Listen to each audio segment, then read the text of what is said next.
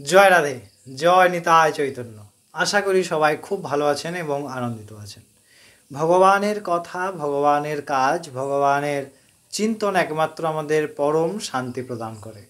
আমরা তো প্রতিনিয়ত অনেক প্রকার কাজ করে চলেছি, কিন্তু সমস্ত কামনা পূরণ হওয়ার পরেও অশান্ত মন। কেন না, যা পাওয়ার জন্যে আমরা কাজ করছি তা পাচ্ছি না। আমরা সচ্চিদানন্দ জীবকে শাস্ত্রে বলছেন, জীব ঈশ্বর অংশ, জীব অবিনাশী, চেতন অমল, সহজ সুখরাশি।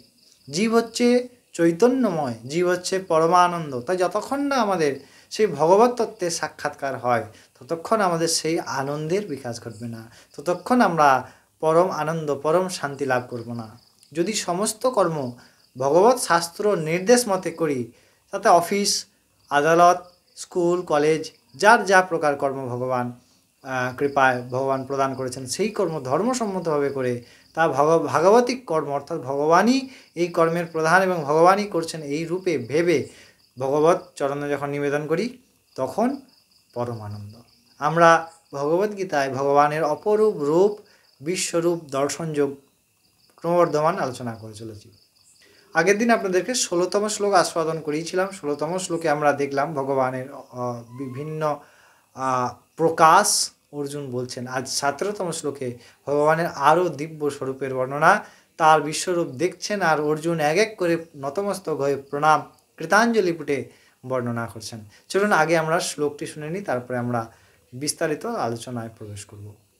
17তম শ্লোকে অর্জুন বলছেন ভগবানকে দেখে যে, কিরীটিনং গদিনং চক্রেণং চ তেজোরাশিং সর্বতো দীপ্তিমন্তনম পশ্যামি ত্বং দুর্নিরীক্ষং সামস্ত্যাদীপ্তানলাক্যাদুতিমপ্রয়েমহ।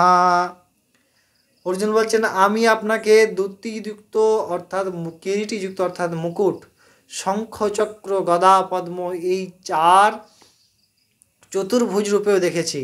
আমি আপনার তেজরাশি সহস্র সূর্যময়, কোটি অগ্নির সহস্র তেজময় আপনাকে দেখেছি। আবার আপনার প্রকাশিত অনন্ত ভুজা, অনন্ত বাহুও দেখেছি। আপনি প্রচণ্ড অগ্নির ন্যায় তেজ রাশিময়, সেই রূপও দেখেছি। আপনার দুর্নিরীক্ষ স্বরূপও আমি দেখেছি। তাই আপনার এই সব দিক থেকে আপনার এই বিশাল রূপ দেখছি, আমি ক্রমাগত অবাক হচ্ছি। অর্জুন দেখছেন আর অবাক হচ্ছেন ভগবানের এই প্রচণ্ড তেজযুক্ত, অথচ সমস্ত মলিনতাকে দূর করে পরম শান্ত ভগবান। কেমন না, কমলে চন্দ্রে নাছিল মিলন, মিলিল কমলে চাঁদ। অর্থাৎ চন্দ্রের সঙ্গে পদ্মের কোনোদিন দেখা হয় না, অকস্মাৎ হয়েছে ভগবানের বিশেষ প্রকাশে। তো এখানে অর্জুন সেই রকমই ভাব প্রকাশ করছেন যে এমন তো প্রকৃতিতে কোথাও দেখা যায় না। তেজও আছে, দীপ্তিও আছে, বিস্তৃতিও আছে, আবার আপনার মধ্যে স্নিগ্ধতাও আছে। তাই আপনার এই অনন্ত রূপ আমি সর্বদা দর্শন করছি, আমি দেখছি। অর্জুন খুব সুন্দরভাবে ভগবানের এই পরম দিব্য রূপ দর্শন করছেন। আমরাও যদি সঠিক মনে ভগবানের শরণাগত হই, এই কথার মাধ্যমেই ভগবানের অনন্ত রূপ আমাদের সামনে মানস পটলে নিশ্চয়ই ভগবান প্রকাশিত করবেন। অনেক ভালো থাকবেন, সুস্থ থাকবেন। আবার পরবর্তী শ্লোক নিয়ে পরবর্তী দিন আলোচনা করা হবে। ততক্ষণ জয় রাধে, জয় নিতাই চৈতন্য।